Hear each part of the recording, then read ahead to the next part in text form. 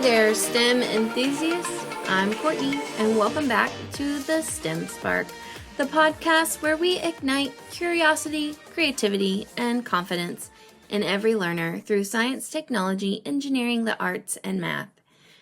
Okay, if you've ever wanted to bring a little STEM magic into your home without a fancy lab or expensive supplies, this episode is for you. Today, I'm sharing some of my favorite easy STEM experiments you can do right in your kitchen with all the things you probably already have lying around. So today, I'm talking to my fellow parents, grandparents, aunts, uncles, caregivers, and the people who get the joy and sometimes the chaos of trying to keep kids entertained and still learning at home. I'm sharing some of my favorite easy STEM experiments with you so that you can already use what's in your kitchen or your craft drawer. No fancy lab coat is required unless, of course, you want to rock one for dramatic effect. Also, I have determined that kids actually really love wearing safety glasses. And so if you have some safety glasses, having them wear them, I think it makes them feel a little bit more like a scientist. So that's just a little pro tip for you. Let's talk first about why you should do STEM at home. So STEM at home experiments are very powerful. First, they make learning feel less like schoolwork and more like life, like an adventure. Secondly, kids and adults too remember hands-on experiences way more than reading something out of a book, right? And so it is just a really good thing. Third, a wonderful component, STEM at home encourages curiosity. When you're not worried about grades or a rubric or what your neighbor is going to say about you or say to you about your ideas, you get to follow those what if questions and really kind of have fun with it. And last, but certainly not least, anytime kids get to learn with other adults that they have relationship with, it really helps them to realize that STEM can be for everyone. It's not just something that they're made to do or that is a class at school. It is making it accessible for real life application, in my opinion. All right, so let's jump into some experiments and activities. So the first thing I'm going to share with you is an experiment. It is a science experiment, and it is called dancing raisins. So this is going to cover some science. It's also going to really play into the observation skills. So what you'll need, a clear cup or glass. It does have to be clear. The clearer the better. If you do have like a mason jar or a clear glass, like cup that you would drink out of, that is perfect. Soda water or lemon lime soda, it does need to be clear with carbonation. So those are the two important factors. And then you need a handful of raisins. All right. So how do you do this? You fill your glass with soda water. It doesn't have to be all the way full, but you do want from the side, so if not looking down, but looking from the side of your glass, you do want quite a bit of space for viewing area so that students can do those observations. So if you have a really tall glass, half full should be sufficient. If it's a shorter glass, maybe close to the top or 2/3, what have you. But you do want quite a bit of soda water in there.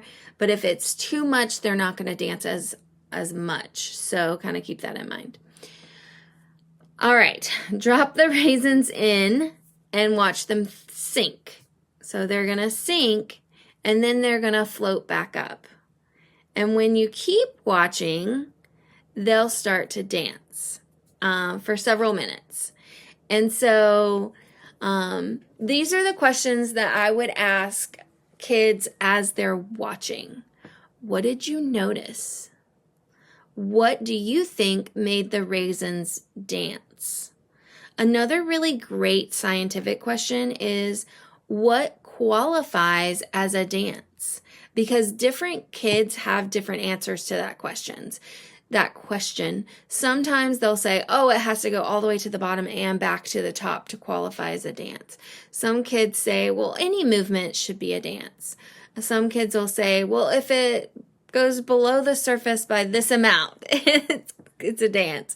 And so having that kind of conversation really gets you to the point where you're engaging with their thinking in a way that really puts context to what they're observing, right? And it also can spark a really great conversation of, okay, well, how do scientists decide these factors when they're doing an experiment? So that can also be a really cool conversation to have. All right, so what is sparking? The bubbles from the soda cling to the raisins and make them float. So when you put the raisins in, they all sink to the bottom, and then the bubbles that are in the soda cling to the raisins.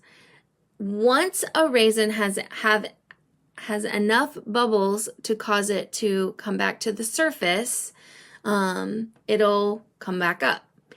Once the bubbles get to the surface and break that surface tension, another great science word, the bubbles pop, relieving the raisin of their buoyancy, another science word that you can discuss, and the raisins start to sink again.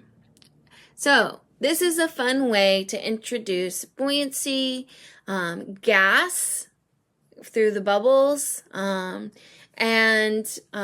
different types of observations, talking about how you could control what are the materials, what happens if some raisins are bigger than others.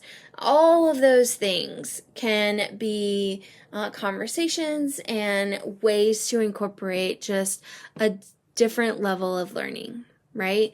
And so based on the age of your kids or their background and knowledge, you really could do this with any grade level. I have done it as young as kindergarten and as old as middle school. And so obviously, the more understanding of science concepts they have, the less discovery there is, because they're going to start to make those calculations and conclusions pretty quickly, but it is still a fun experiment. And then you can add in those other questions of the size of the raisin and what qualifies as a dance and those types of things for those older learners that already kind of understand the science.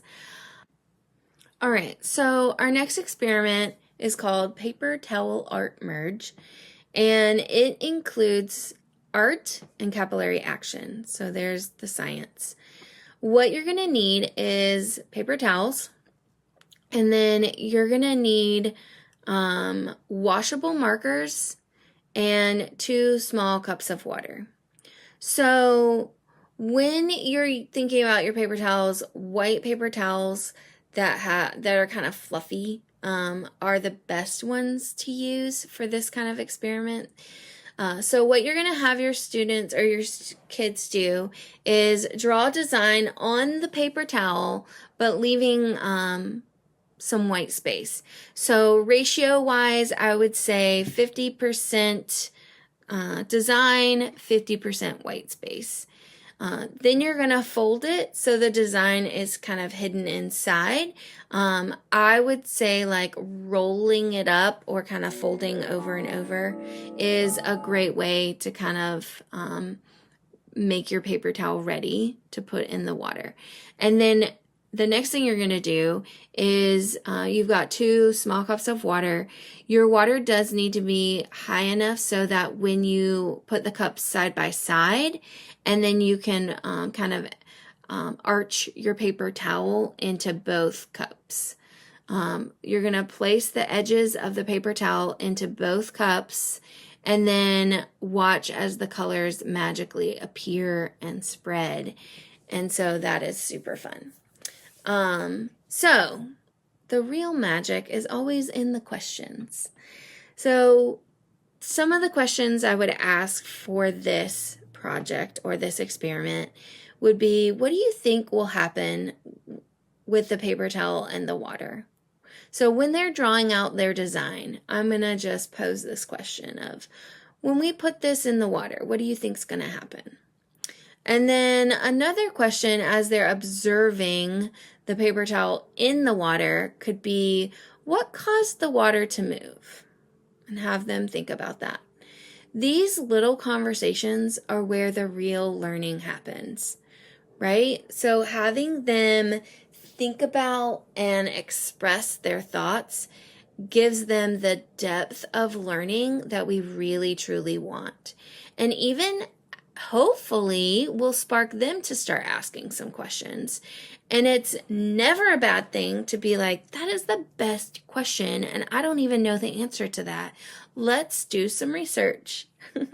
So I frequently have to say that to my students.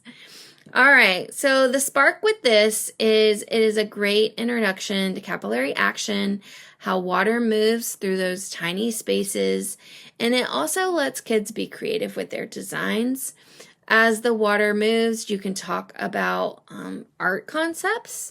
So if you have two colors blending together, or one color is more bright, you can talk about hues and shades and secondary versus primary colors. So all kinds of art concepts could be chatted about as well.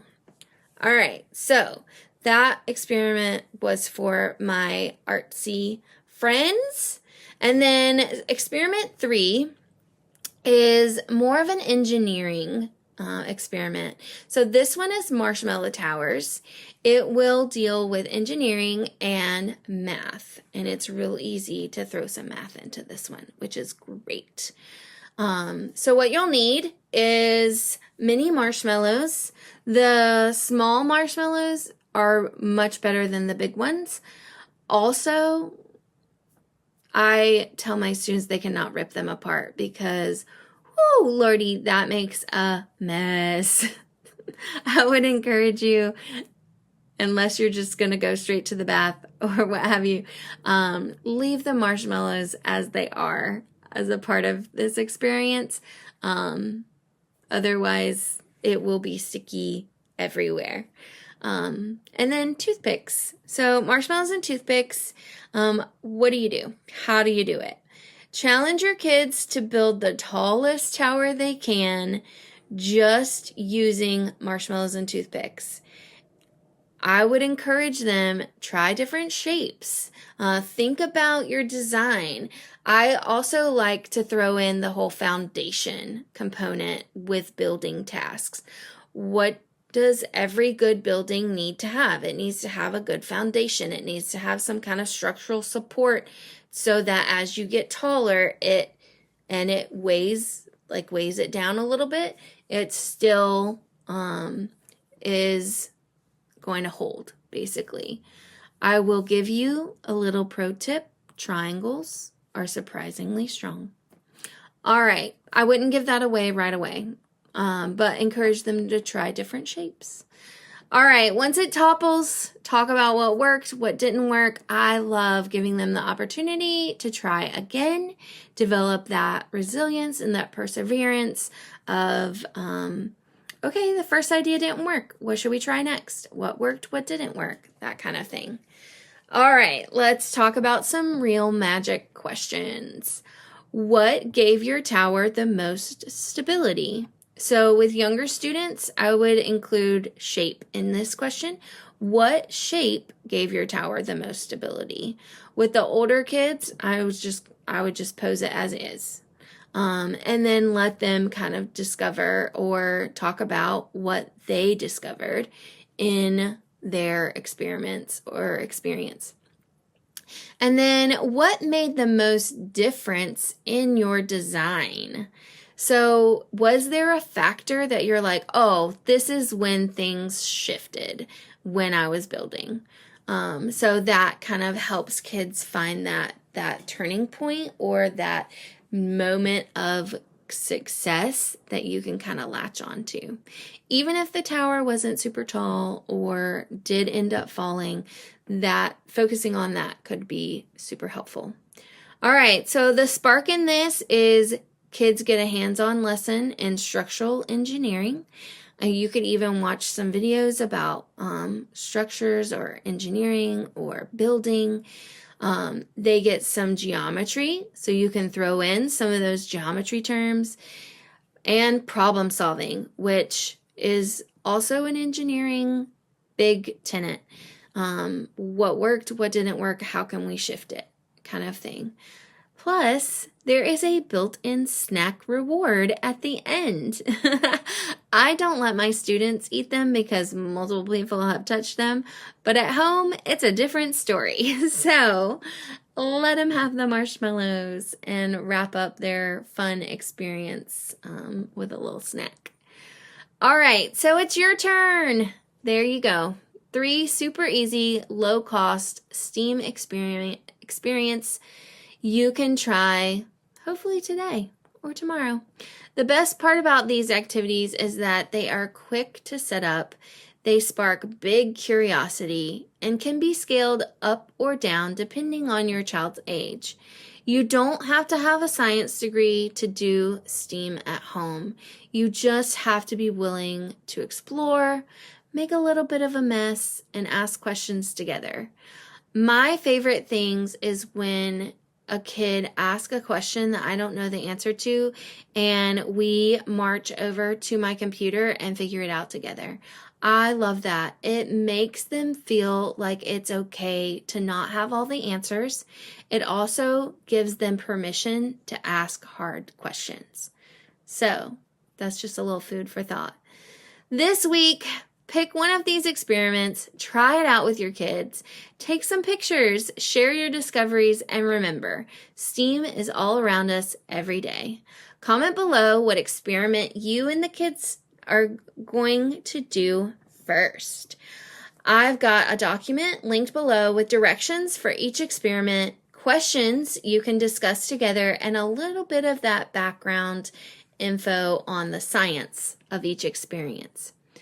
Until next time, don't forget to follow the show, leave a review if you're loving it, and share it with a fellow educator, parent, or STEM enthusiast. This is Courtney, and you've been listening to The STEM Spark, where curiosity sparks creativity. Bye!